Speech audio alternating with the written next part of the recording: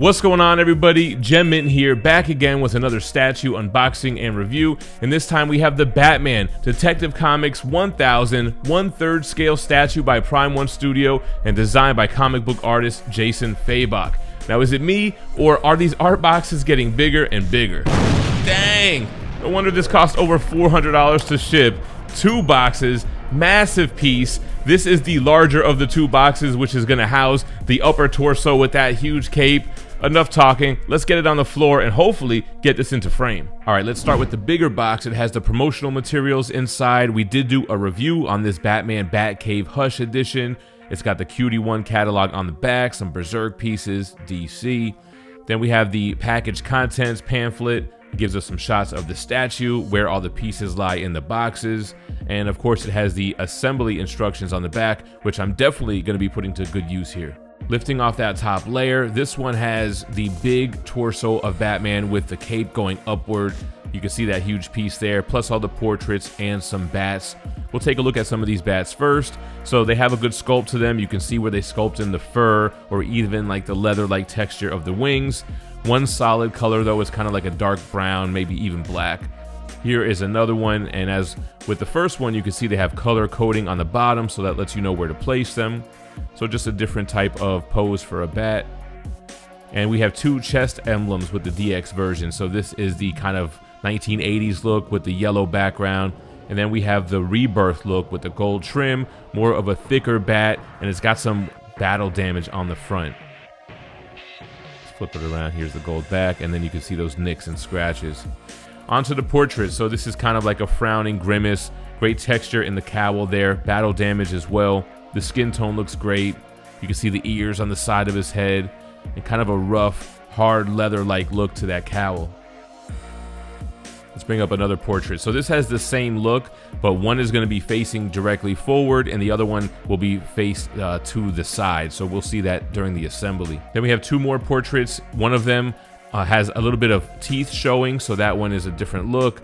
And then you have this here with the face stubble. So I kind of like the face stubble the most, gives you the most detail. So let's just move these around and get an idea. Again, when we do the assembly, you'll see how different these portraits actually are because they look pretty similar here. All right, so this piece is kind of large and it's gonna be awkward to show under the camera, so we'll take a better look at that during the assembly. All right, on to box 2, super tall box.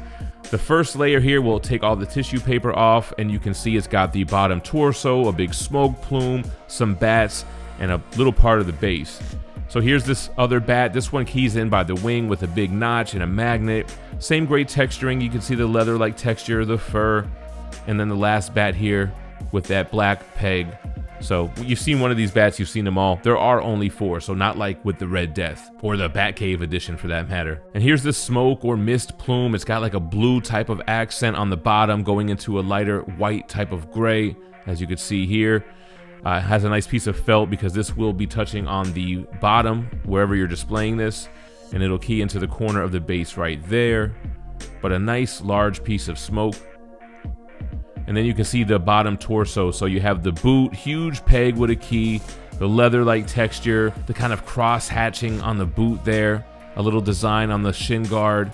And then going up to the thigh, you can really see like the cross hatching and those comic book details, which I really like how Prime One has been doing. Here we go, onto the other leg, kind of a Captain Morgan pose. But that is the bottom half of the torso, his legs. We'll remove this layer to expose the base so you can see the chimney that was poking out. And there's actually a little torso that you can use to display not only one of the other portraits, but the other chest emblem. And I think that's really why they only gave us one. So you're gonna have to figure out something to do with the other 2 portraits. But the emblems go there, the portraits go there. Got a nice Batcave design on the back of that bust. And a cool little sub base. And just like with the upper torso, this base is huge and heavy. I'm not gonna be able to hold it in front of the camera, so let's put that on the turntable, give it a quick spin so we can see all the detail. Bat emblem on the front. You see all the details of the building, the brick, the windows, the chimney.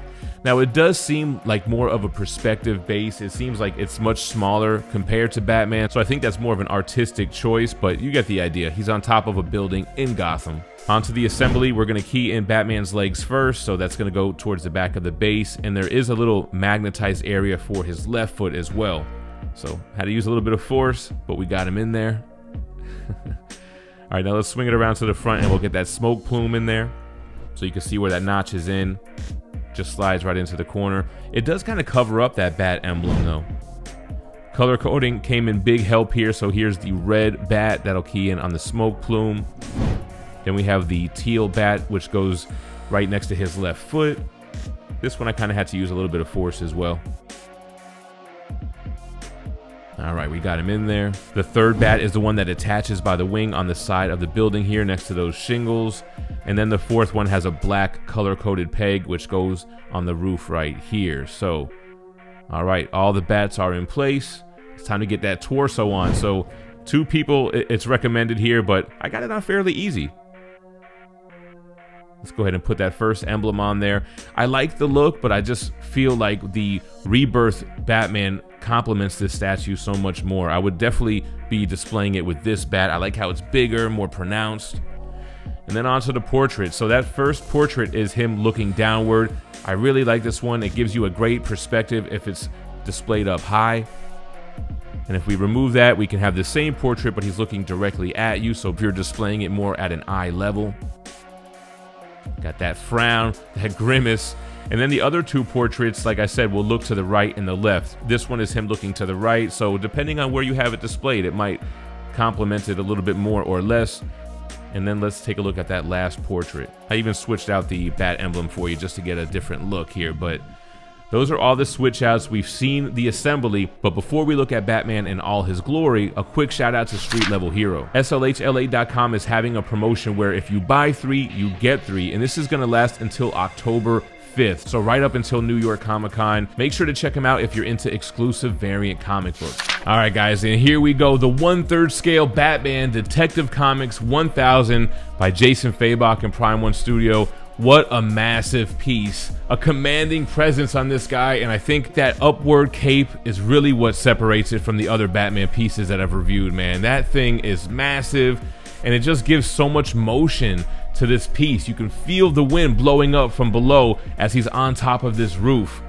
Before we get into the detailed review, let's give some specs. So this piece retails $1,450.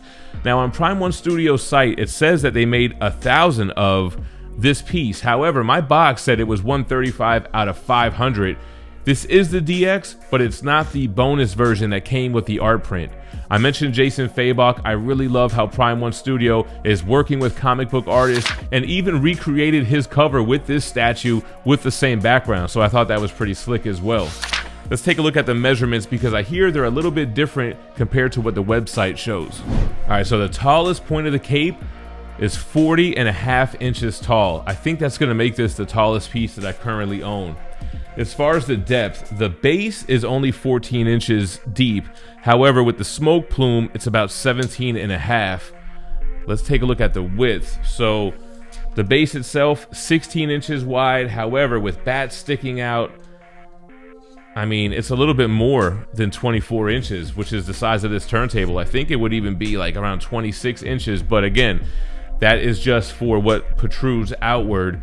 The base diameter might work in your display, but man, it's gonna be tough, man. This is a big piece. It's probably one of the bigger pieces that I've reviewed. So we took a look at the base without the smoke plume, without everything on there. Now we can see how it will display once it's all set up, and I think that it was kind of a miss having that smoke plume cover the Batman emblem on the front, because at this point it's like, why even have that there?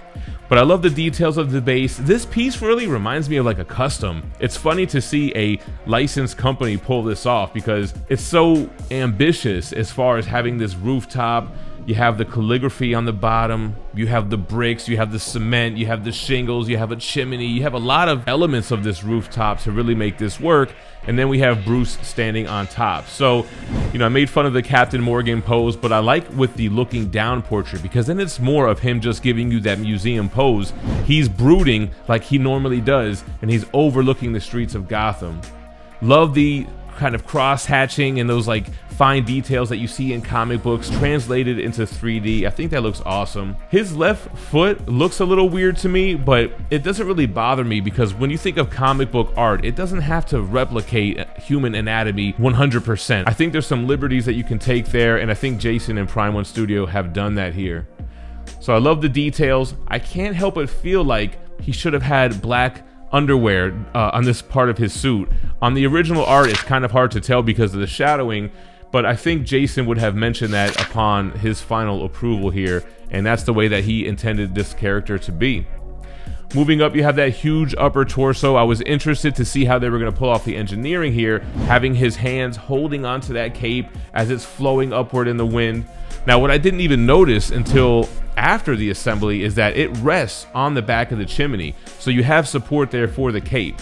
The back of the cape is so massive, it's literally insane, man. The movement, the folds, the flowing nature of it looks awesome. And I love how it has the options for the different bat emblems, because for me, I know that the circular yellow background emblem was the original art.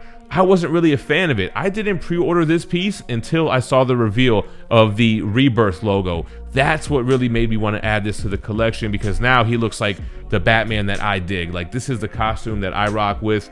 It's a little bit Jim Lee. It's a little bit more modernized as well with that logo. So really kudos on that. And I love the looking down portrait because it gives you that option to place this up high. I'm really interested to see how this looks next to Superman Hush, both with the looking down portrait on the higher shelf. But like you guys have seen in the assembly, you have a slew of other options. He could look straight forward, he could look to the right, he could look to the left. One's looking this way, one's looking that way. What do you want from me? I'm super impressed with this statue. So ambitious. Like I said, it reminds me of something that they would do in customs, because a licensed company doing this would be unheard of years ago.